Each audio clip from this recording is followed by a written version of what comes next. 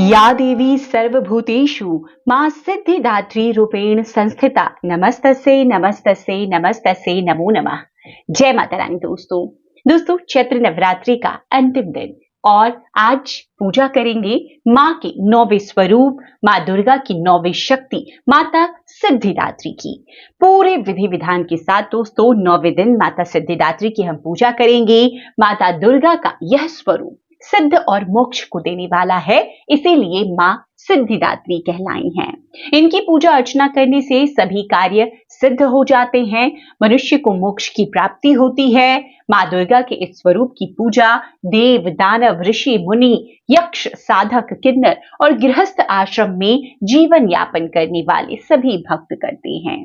तो आज मां की पूजा में किस प्रकार की पूजा विधि रखनी है दोस्तों, मां का स्वरूप क्या है, मां को आज क्या भोग अर्पित करें, कौन से रंग के वस्त्र आज साधक को पहनने चाहिए, माता के किन मंत्रों का जप करना चाहिए, कौन से फूल माता को अर्पित करने चाहिए और मां सिद्धिदात्री की कथा क्या है, आज किया जाने वाला एक महा उपाय, ये सभी जानकारियां आपको इस एक वीडियो में प्राप्त हो जाएगी। तो वीडियो को अंत तक जरूर देख लीजिए।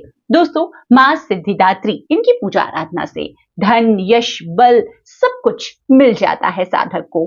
धार्मिक ग्रंथों में उल्लेख है कि मां सभी प्रकार की सिद्धियों को देने वाली हैं। देवी पुराण के मुताबिक भगवान शिव ने इनकी कृपा से ही सिद्धियों को प्राप्त किया था। इन्हीं देवी की कृपा से भगवान शिव का आधा शरीर देवी का हुआ और वह अर्धनारीश्वर कहलाए। मां देवी लक्ष्मी माता के समान कमल के आसन पर विराजमान है और माता का स्वरूप जानते हैं, हाथों में कमल, गदा, सुदर्शन चक्र और शंख धारण किए हुए हैं मां। 9वें दिन माता सिद्धिदात्री की पूजा करने के लिए नवाहन का प्रसाद और नवरस युक्त भोजन और 9 प्रकार के फल फूल आदि अर्पण कर नवरात्र व्रत का समापन किया जाता है। सिद्धिदात्री देवी सरस्वती मां का भी स्वरूप है और ये माता 8 प्रकार की सिद्धियों अणिमा, महिमा, गरिमा, लघिमा, प्राप्ति, प्राकम्य, इशित्व और वशित्व, ये सभी सिद्धियां प्रदान करती हैं। इसीलिए सभी देवी देवताओं, गंधर्वों, ऋषि, असुरों को इनकी पूजा करने से ही सिद्धियों की प्राप्ति होती है। तो जो भी भक्त नवरात्र की 9 दिन उपवास पूजा अर्चना करते हैं, आज ही के दिन में कन्या पूजन करते हैं, तो मां की उन पर असीम कृपा बरसती है और उनके सभी जो अधूरे कार्य हैं वो पूर्ण होते चले जाते हैं। परिवार में सुख, समृद्धि और खुशहाली बनी रहती है। दोस्तों मां सिद्धिदात्री का स्वरूप मैंने बताया कमल पर विराजमान है। मां की 4 भुजाएं हैं। माता की दाहिने तरफ के नीचे वाले हाथ में कमल पुष्प, ऊपर वाले हाथ में शंख सुशोभित है। बाएं तरफ के नीचे वाले हाथ में गदा और ऊपर वाले हाथ में चक्र सुशोभित है। मां दुर्गा इस रूप में जामुनी रंग के वस्त्र धारण किए हुए हैं।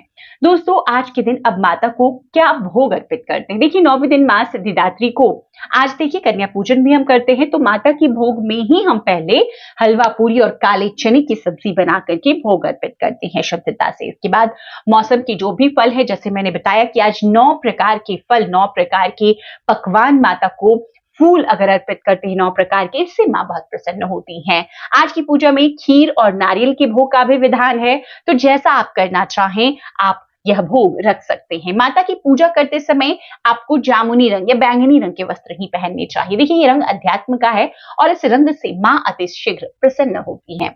दोस्तों नवरात्रि के पूजन में आज ही के दिन कन्या पूजन भी किया जाता है। तो कन्या पूजन जब आपने अपना पाठ वगैरह संपन्न कर लेना होता है पूजन के बाद में, तब हम हवन करते हैं और हवन आरती के बाद ही कन्या पूजन किया जाता है। तो मां सिद्धिदात्री की पूजा की विधि क्या है, देखिए चैत्र नवरात्रि का आज अंतिम दिन है, तो ब्रह्म मुहूर्त में ही हमें उठना है, पूरे घर की साफ सफाई करनी है, उसके बाद अन्य दिनों की तरह माता की पूजा अर्चना करनी है। लेकिन आज के दिन का जो विशेष होगा वो हवन होगा और कन्या पूजन होगा। आज नवरात्रि का अंतिम दिन है, इसलिए माता की पूजा के बाद सभी देवी देवताओं की भी विधान से पूजा की जाएगी।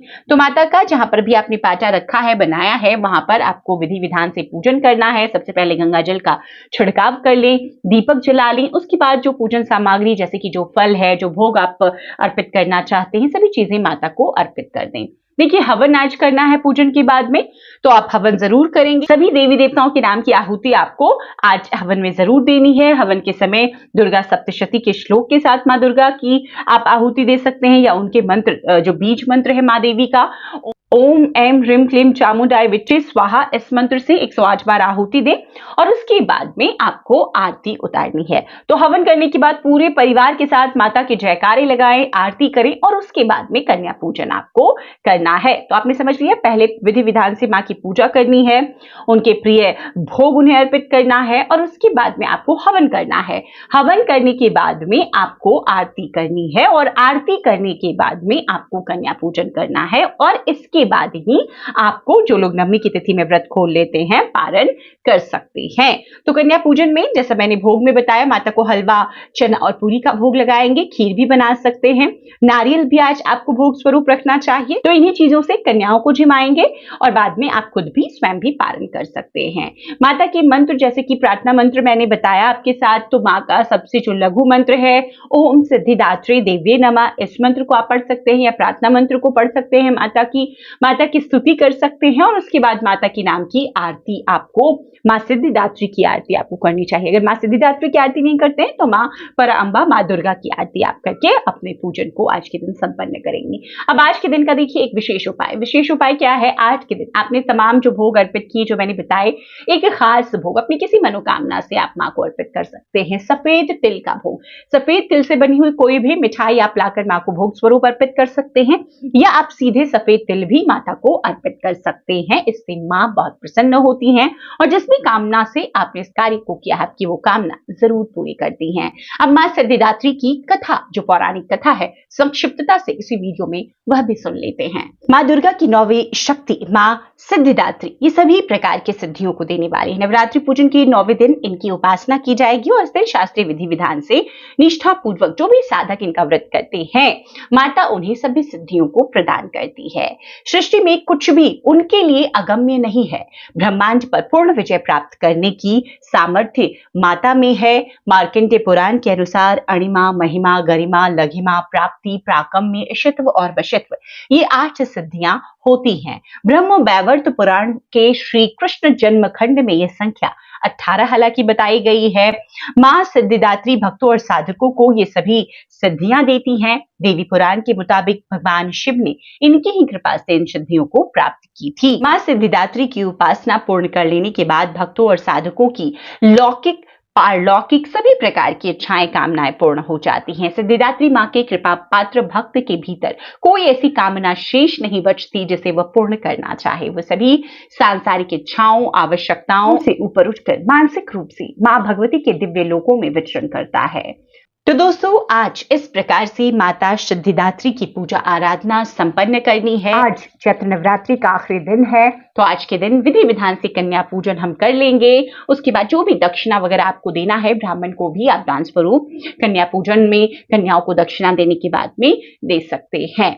तो उम्मीद करती हूँ ये चैत्र नवरात्रि आपके जीवन में हर प्रकार की जो भी जिस भी कामना से आपने की है, उन कामनाओं में आपके लिए सफलता लेकर आए। मां पराअंबा आपकी हर वो इच्छा पूर्ण करे जिसकी आपको इच्छा है।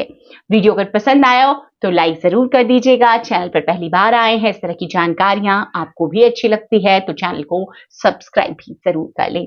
वीडियो देखने के लिए बहुत बहुत शुक्रिया। जय माता रानी, हर हर महादेव।